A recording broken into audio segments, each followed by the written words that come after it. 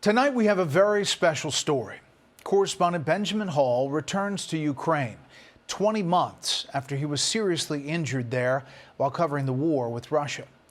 Also on the trip, Executive Chairman and CEO of Fox Corp, Lachlan Murdoch. Benji Hall spoke exclusively with Ukrainian President Volodymyr Zelenskyy about the progress in the conflict and his country's relationship with the U.S. Last time I got onto this train, I was barely alive, badly injured, but we made it out the other side, and today's the day that we're going back. It's been a long journey, and we've come a long way. But inside Ukraine, that victory seems to be getting further away, with the war being called a stalemate and an acknowledgement that it will last for years. Inside Kyiv, we pay tribute to all those who have died, amongst them our colleagues Pierre Zakchevsky and Sasha Kushinova, and we spoke to President Zelenskyy, both about the successes and the hardships. The eyes of the world have moved elsewhere. They're looking at Israel. How has that affected you? Yes, you are right. It doesn't have good influence on Ukraine. It doesn't help us. But we understand that this is also a challenge for the world, Middle East, the situation in Middle East. And we are trying to help from our side how we can. I know that is really was big wish of Russia to do it. What been done on the Middle East, and with the help of their Iranian partners. A growing number of Americans who think that the money being spent in Ukraine is too much, so that should be spent in America. What would your message be to them to tell them that this war does matter? First of all, to Americans who've been with us during this war, for their support. But of course, if we're speaking about the Congress, about the unity around the help of Ukraine, of course, this month is the difficulties. Many times we are ready for co-production. We're ready, and it can be win-win. We need licenses, and we can produce air defense. We will defend Ukraine, but also when you defend with the great success, the great results, your product, that is the product of the United States, for example, Petros. So the price will be very high. That is business, and that is important. The second, you will when you produce it for Ukraine and with Ukraine, you produce it also with Americans. So the big part will be production in your states, different states. Yes, also in Ukraine. That is jobs for Americans and for Ukrainians. It's very important. I hope that Congress will help us, and I hope that the help of United States will be around Ukrainian people. And I hope that the United States will be with us against Russian terrorism. So we are fighting for common values. It's very important. But we are losing our people. Not losing Europeans, Americans. I'm not wish you to have such, of course, such war on your territory. And I don't wish you, of course, to lose your soldiers. You must be watching the US election quite closely. And of course, there are already some splits on the Republican side about support for Ukraine. President Trump has said that he could get a peace deal very quickly.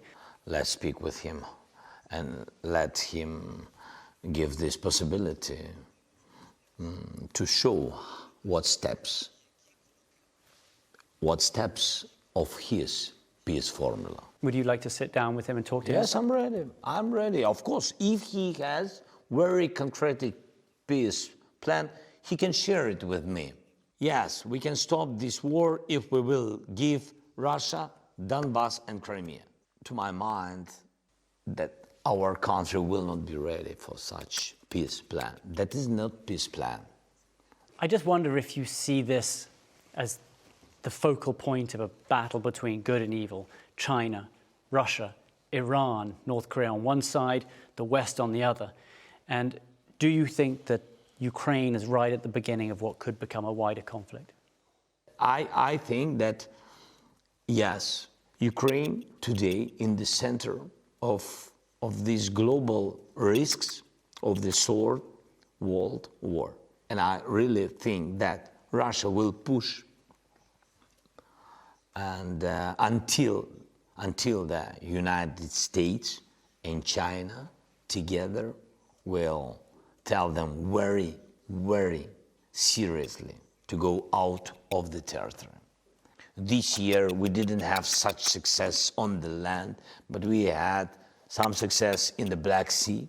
I think it was also a very smart idea in the Black Sea, and we had success. And that's why if Russia will not go out, it means that politically in the world we lose. And the world had these losses politically. It means that Russia doesn't afraid of the power of the world power. Do you feel that without having advances on the battlefield, the counteroffensive not going as planned, that sends a bad message? This is not the good message. This is true. But I just want to say that we're staying strong. It's difficult for us. Yes, we need more successful results on the battlefield, but we need it for us, first of all. Just want to share with you that when we speak about the results on the battlefield, when we speak about the reforms, first of all, we need it. We, Ukrainians, need it. And then, again, I'm sorry that I'm repeating such message, but this is not movie. You know, it can't be magic, yes, each day. I think that we had success in Crimea, we had success in Black Sea. We really destroyed it, mostly the part of Russian fleet, the Black Sea fleet. We did it, we moved them. They don't have such total influence on the Black Sea region. Two of my team were killed when I was injured, Pierre, our cameraman, and Sasha. And I know their families obviously would think about that an awful lot, and I wonder if you had a message for them. And I wanted to say my condolences to all the parents, relatives of those very brave guys, men and women who lost their lives because they really wanted to help Ukraine to be alive. We can't give you back, I mean, your alive sons and daughters, but we'll never forget it. So Brett, you know, it was an opportunity both to remember Pierre and Sasha. It was an opportunity to speak to President Zelenskyy in a way very few people are able to. And it was also an opportunity to remind people that journalism will never be stopped, despite the dangers. And I think those were the three things that we were really trying to show out there.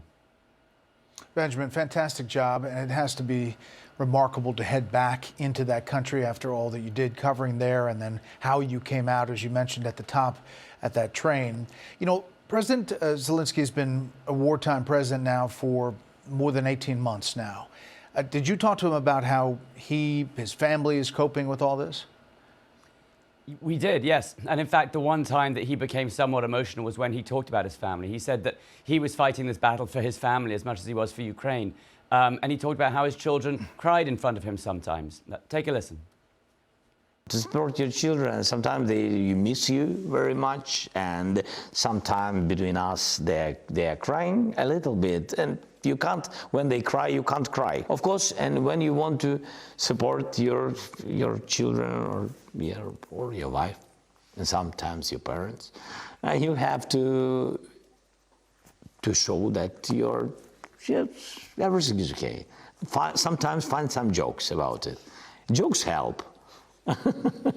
It's really. And I think that is the comedian in Zelenskyy coming out again. So he still has that in him. And I know that after the war, he's hoping to get back to something more like that. Yeah. You know, Benjamin, a lot of people obviously assisted in the effort, and that hour special about you getting out was really powerful. Just wondering what you thought as you hit the ground there. You obviously were traveling with Fox Executive Chairman, CEO Lachlan Murdoch, representing all the folks who stood behind you. I mean, we're very proud of how you handled all of it. But your thoughts and feelings when you got on the ground?